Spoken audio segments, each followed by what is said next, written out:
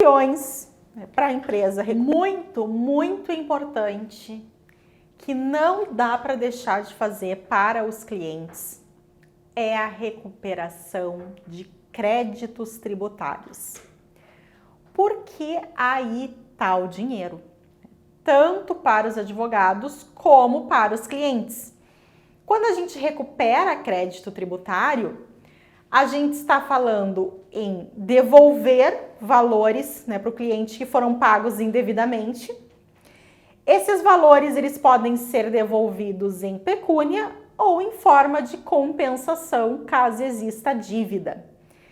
E para o advogado é muito interessante porque sempre que falamos em receber valores ao final, fica sempre bem mais fácil da gente estabelecer cobrança de honorários, né? A gente tem essa cultura aí dessa dificuldade de estar cobrando pelo serviço no início de tudo, ainda que tenha que ocorrer essa cobrança. Mas honorários sobre o êxito é sempre muito interessante para as duas partes, porque o advogado pode ganhar muito dinheiro e o cliente também sai bem satisfeito.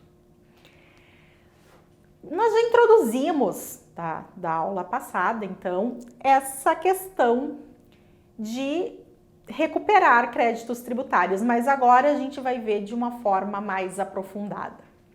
Porque não podemos sair oferecendo também para todo e qualquer cliente. A primeira coisa que a gente tem que ter clareza é que tipo de tributação tem esse cliente. Se é simples nacional, se é lucro presumido ou se é lucro real. Porque diante disso, vai então nos dar uma base do que a gente pode estar oferecendo. Vamos começar pelo simples nacional, tá? Bom, por ser um regime de tributação extremamente simplificado, em que é pago em uma única guia vários tributos juntos, nós não temos muito o que fazer no caso de simples nacional. Mas tem uma alternativa muito boa, né, que vocês precisam fixar isso, ter muita atenção e é uma excelente forma e também não muito complexa, né, de estar recuperando créditos e recebendo aí bons valores de honorários. Quando a empresa for tributada pelo Simples Nacional e trabalhar com produtos com a tributação monofásica, existe a possibilidade dessa empresa ter créditos de PIS e COFINS, tá? Para receber. Como assim? Primeiro de tudo, a empresa ela não pode ser uma prestadora de serviço, tá? Ela tem que vender mercadorias, porque tem que ter circulação de mercadorias, tá? Essa, né, que não é na verdade uma tese, é realmente uma forma já consolidada, né, de se obter créditos, funciona da seguinte forma. O produto é feito lá na indústria, da indústria ele vai para a distribuidora então ele vai lá, né, para o varejo, para o mercado, enfim. O PIS e COFINS, ele tem que ser pago, né, no caso aqui, pela indústria, tá? Não pode ser cumulativo, ele não pode ser pago em todas as etapas de produção. Ocorre que acaba sendo pago em todas as etapas de produção, porque alguns contadores, a maioria, enfim, não fazem a lista dos produtos monofásicos que a empresa tem para poder estar fazendo esse creditamento de PIS e COFINS para não incidir, né, junto esse imposto lá na guia final, então. O que acontece? Vocês localizando que a empresa é um mercado, uma autopeças, açougue, padaria, restaurante, enfim, que tem venda, né, de produtos, vocês podem estar falando com algum contador ou com alguma empresa que faça esse serviço para apurar se existe créditos de PIS e COFINS dessa empresa, desse cliente, tá? Caso exista, o pedido se faz diretamente para a Receita Federal. PIS e COFINS é federal, né? Então, vocês podem fazer o pedido de restituição de forma administrativa para o cliente de vocês estar recebendo em até 60 dias o valor de volta na conta bancária. Olha que barbada, hein? Que maravilha aí para começar, né? Empresas do Simples Nacional que vendam produtos com tributação monofásica. O que acontece? Se a empresa tiver dívida do Simples Nacional, não vai ser devolvido o dinheiro, vai ser operada, né, a compensação. Isso é importante esclarecer sempre para o cliente. Claro que se a empresa deve 10 mil em tributo e tem 30 mil para recuperar, compensa os 10 e o restante, os 20 mil, vai ser devolvido em dinheiro, então, diretamente na conta da empresa em até mais ou menos 60 dias. E aí se pode combinar uma porcentagem de honorário sobre o valor recebido. Então, essa é uma excelente forma de restituir tributos de uma empresa que esteja no Simples Nacional. Existem outras teses também, tá, sobre algumas situações do Simples Nacional, né? Eu vou até colocar no material, mas como ela não é nem um pouco consolidada, eu até não vou me ater aqui e fazer vocês perder o tempo ouvindo aqui, ok? Agora, essa aqui, tá, do Simples Nacional sobre produtos monofásicos, tá, ela é realmente consolidada, ela é simples de fazer, então eu aconselho vocês a prestarem bem atenção em clientes que tenham essa característica, tá? E aí, o que acontece? Vocês podem combinar com o cliente de primeiro verificar se ele realmente tem créditos, verificar quanto ele tem de crédito, depois disso, faz o pedido, né? Então, ir lá verificar se tem créditos não tem nenhum prejuízo para o cliente, né? Enfim, a Receita Federal não vai autuar, não vai alertar a Receita Federal para nada. É só uma forma do cliente saber se tem ou não, se quer ou não restituir. Então, não tem prejuízo, né? Vocês podem começar, né, oferecendo dessa forma. Vamos primeiro apurar, sem compromisso, depois, então, faz a restituição do crédito. Ok? Bem, mas se a empresa é uma empresa que não é do Simples Nacional, enfim, é uma indústria, uma distribuidora, uma empresa muito maior que está no lucro presumido ou no lucro líquido, que tem uma folha de pagamento, né, de preferência bem alta. E aí, o que a gente pode estar fazendo? Folha de pagamento, ela é extremamente onerada, né? Como tem tributação sobre folha de pagamento? É contribuição para a Previdência, é contribuição para o Sistema S, é o imposto de renda, não tem fim, né? É realmente muita coisa que acaba incidindo sobre a folha de pagamento. E aí começaram a se criar discussões, porque será que realmente é constitucional tanta incidência assim? Quando a gente vai pegar as leis dos tributos, fala que aquele tributo incide sobre a receita bruta, né, sobre o faturamento. E por que a folha de pagamento acaba sendo tão tributada? Diante de um cliente que tenha uma boa folha de pagamento, que seja tributado pelo lucro presumido ou pelo lucro real, ok? Quando vocês tiverem um cliente nessa situação, já peçam de cara a folha de pagamento dos últimos 5 anos. Essa documentação é essencial para que se possa estar verificando toda essa situação aqui de possíveis créditos tributários. Tá tudo ali nas folhas de pagamento, aí o contador vai ter que enviar aí para vocês, para os advogados, toda dos últimos 5 anos, todos os arquivos para estar verificando. Vamos dar uma olhadinha no que a gente pode estar oferecendo aí para os clientes em relação a essa restituição de tributos, tá? INSS sobre verbas indenizatórias. Essa, para mim, é a melhor de todas as possibilidades.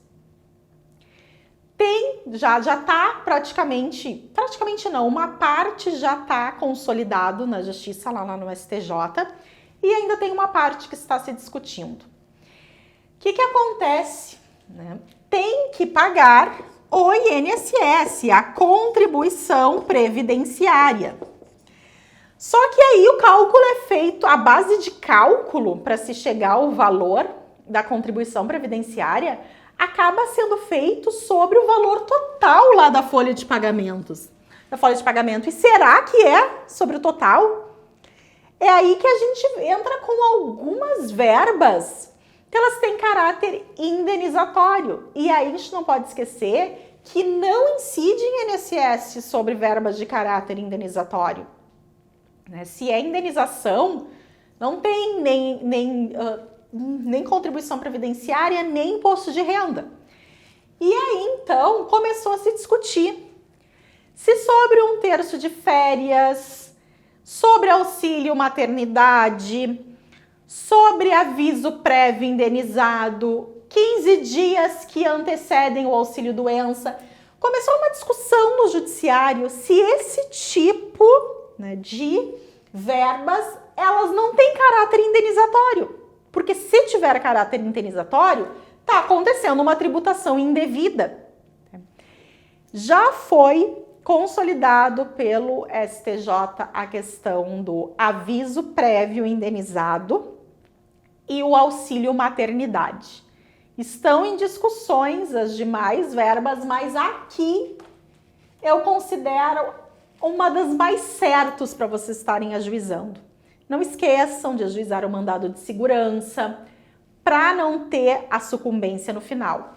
Aqui nas verbas indenizatórias, como a gente tem casos já certos e seguros, tem a possibilidade de se fazer aí uma ação declaratória, né, de inexistência de relação jurídico-tributária, ou seja, não há relação entre o autor e o réu aqui, entre a União Federal e o nosso cliente, quando se tratarem dessas verbas aqui que tem caráter indenizatório. Então, nessa relação, ela é inexistente para fins tributários. Então, a gente quer declarar essa inexistência, como lá com repetição de indébito pedindo de volta o que foi pago nos últimos 5 anos. Então, aqui, INSS sobre verbas indenizatórias, coloquem aí, sublinhem em vermelho, coloridinho. Não deixem o cliente ir embora sem ajuizar essa ação aqui para ele receber um bom valor. E vocês também, de honorários. Existem outras discussões. Tem outra também muito consolidada que já ganhou espaço, que é a exclusão do PIS e da COFINS da base de cálculo do ICMS, né? Aliás, exclusão do ICMS lá na base de cálculo do PIS e COFINS, né, gente? Então, isso aí já tá ganho, já foi determinado lá pelo STF. Agora se está discutindo apenas modulação de efeitos, se vai ser realmente dos últimos 5 anos, se vai ser a partir da decisão, se vai ser a partir do ajuizamento da ação, enfim. Ainda tá lá pendente de recurso, mas a decisão que determinou a exclusão, sim, do ICMS da base de cálculo, essa aí já tá morta, né? Já foi, sim, decidido. Resta agora em relação ao ISS. Eu particularmente não vejo diferença, né? Se não pode ter ICMS, não pode ter ISS, né? Não vejo nenhuma diferença aqui no caso, mas ainda assim tá desde 2008, acreditem. Essa discussão e possivelmente vai ter um desfecho até o final de 2020.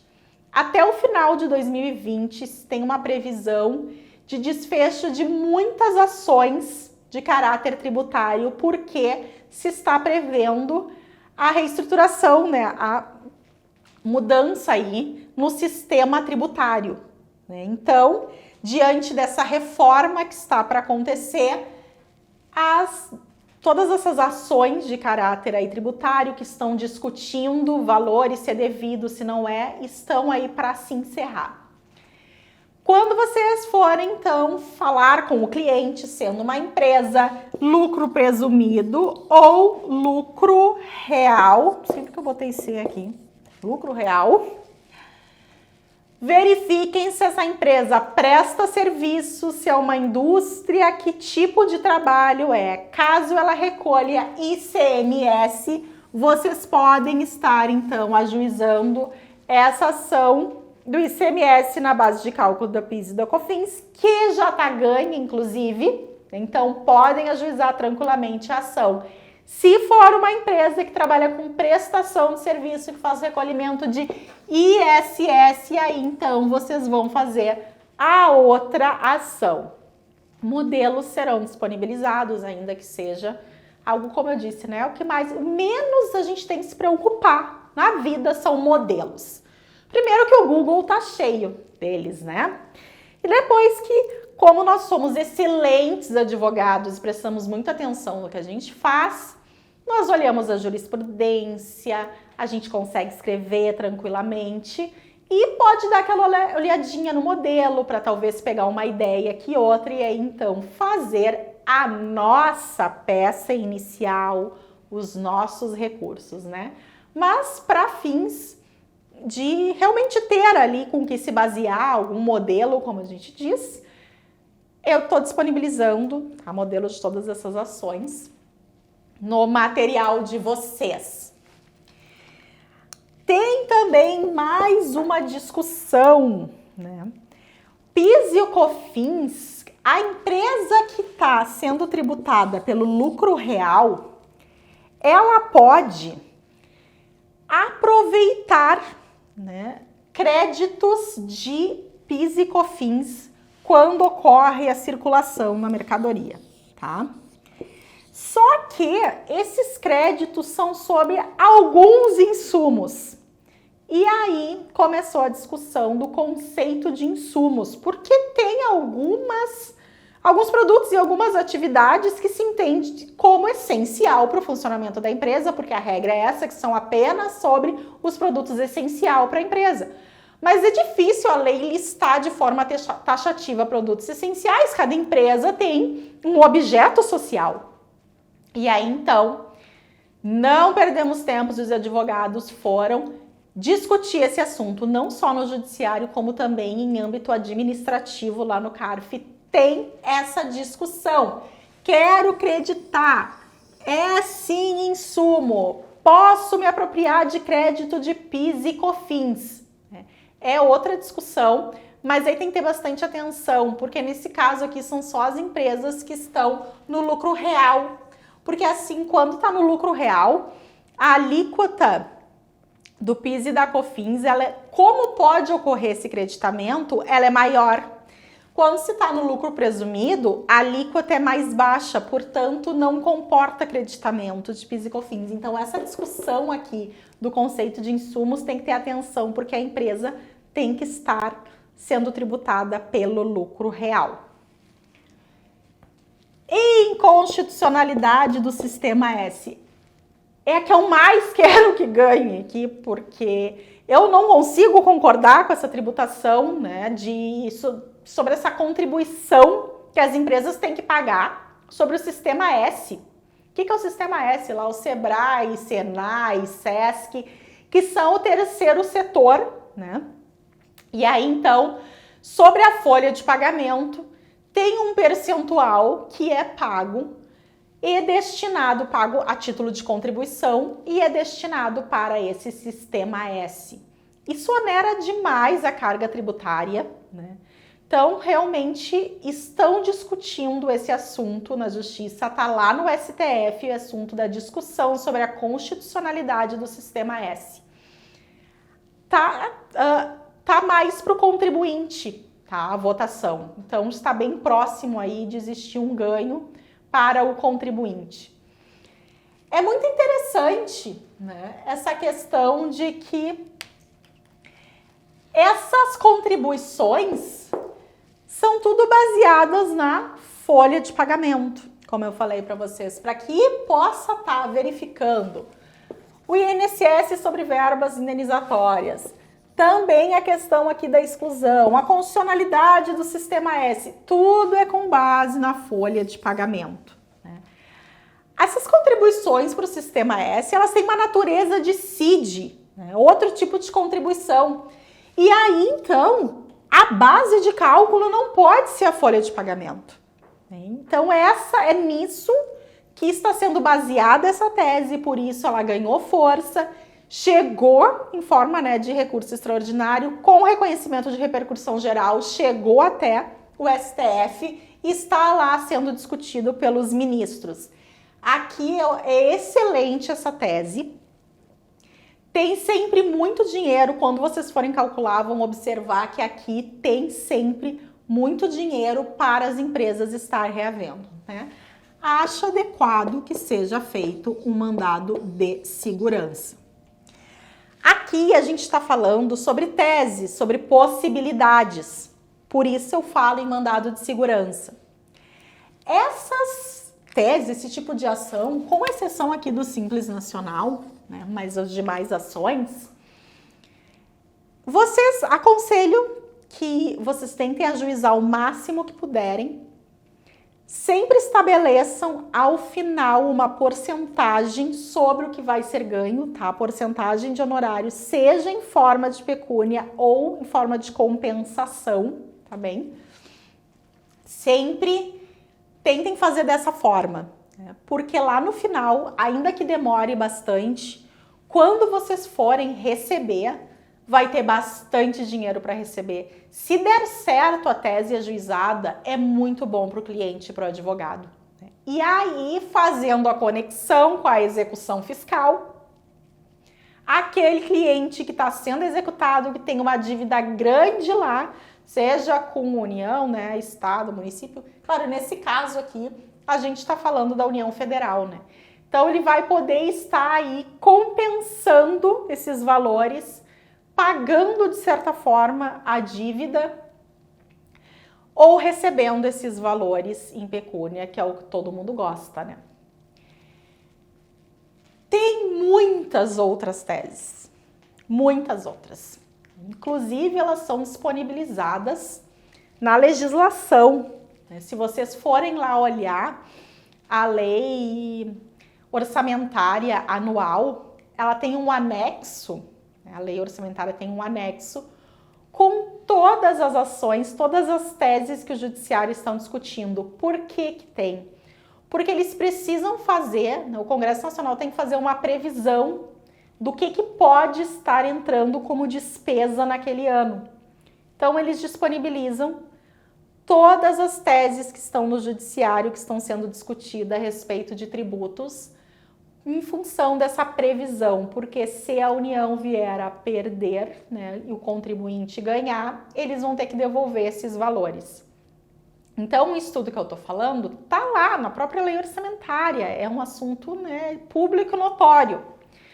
Mas é bem importante que vocês tenham isso em mente, tenham conhecimento dessas teses, ofereçam para os clientes, apliquem.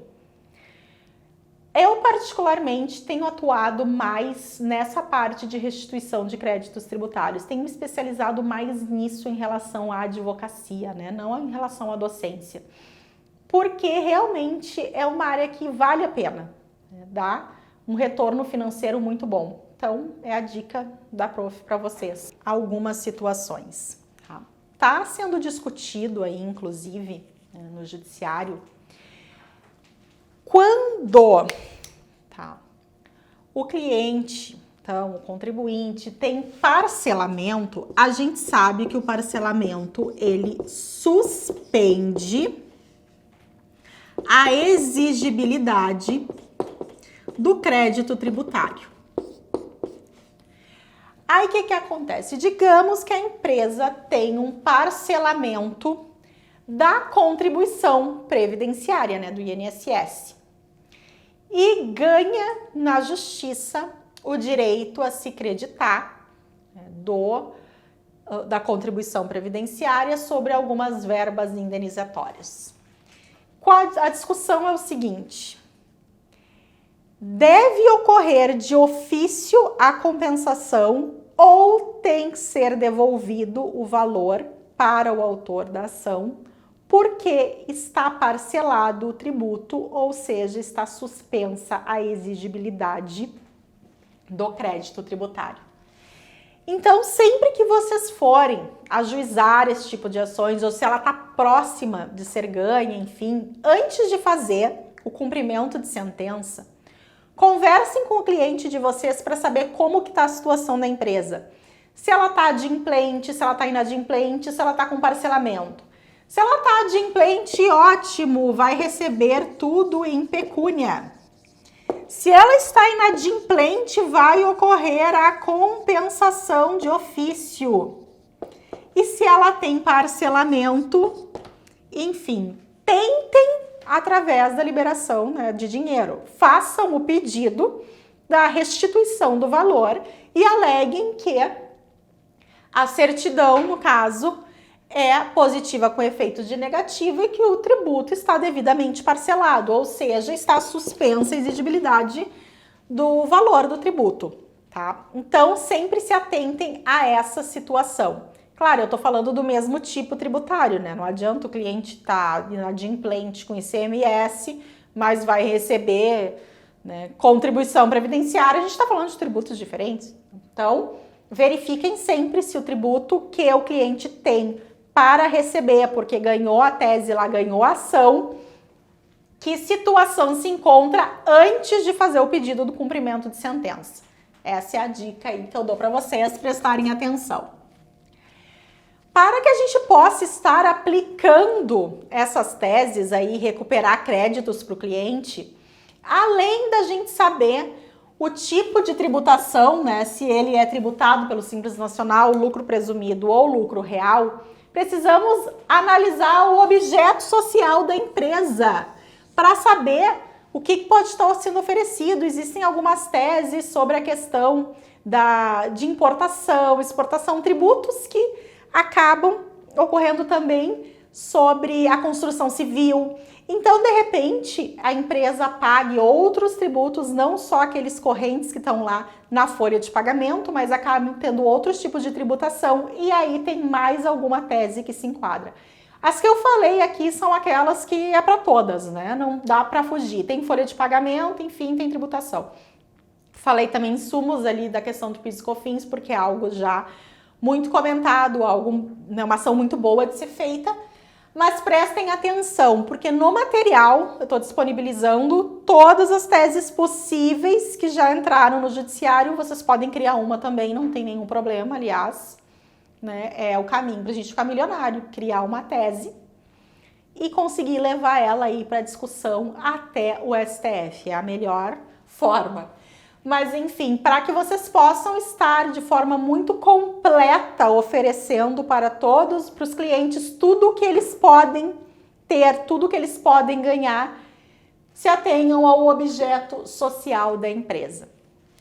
Por fim, eu quero fazer uma consideração, né? O que está motivando a reforma tributária?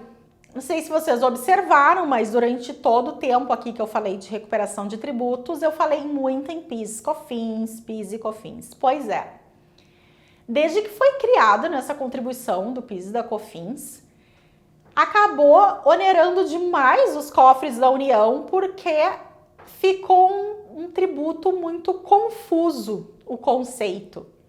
Essa função sempre ficou a discussão da folha de pagamento, do conceito de faturamento, de receita bruta, né, que o conceito contábil é um, o conceito jurídico é outro, e aí qual que se aplica, e ficou essa discussão aí que está há anos sendo discutido. E na União, né, não está ganhando todas, inclusive a questão lá do ICMS na base de cálculo do PIS e COFINS perdeu, então onera muitos cofres públicos. Em função disso tudo, se pensa nessa reforma tributária, excluindo, acabando com essa contribuição aí que acabou ficando tão onerosa para a União e tão confusa para os contribuintes, que é o PIS e COFINS, e fazendo aí uma união, o chamado IBS, né, que é o Imposto sobre Bens e Serviços. Não vou falar muito sobre a reforma tributária, até porque eu ainda nem sei, né, ainda vai ser julgada, vai ocorrer, né, enfim, tem muitos desdobramentos ainda pela frente. Eu só queria frisar aqui, né, que essa questão do PIS e da COFINS, a gente tanto falou aqui, né, quantas ações pode ser feita para estar recebendo essa contribuição de volta. Então, não é à toa que ela seja a primeira da lista da reforma tributária a ser modificada, a ser extinta, enfim. Né? Não esgotamos as coisas por aqui. Vocês têm meu contato, fico sempre à disposição para esclarecer dúvida, né, para ajudar realmente, para que vocês possam iniciar de fato a prática na advocacia tributária. Comecem! Vão lá, ofereçam as teses, peguem a execução fiscal, lembrem de tudo que viram na aula, apliquem, façam. Não tem, né, como ter experiência sem prática, enfim, prática, tem que ser com prática. Já passamos pela teoria, já estamos expert em direito tributário, fizemos a especialização, cursos e mais cursos, compramos todos os livros possíveis, então estamos craque em direito material. Aqui eu vim falar da prática, para que vocês comecem, continuem. Se gostam de tributário, se querem, é muito possível, acreditem. Dei um caminho inicial aqui, nada se esgota aqui, fico à disposição e bom trabalho, vamos em frente.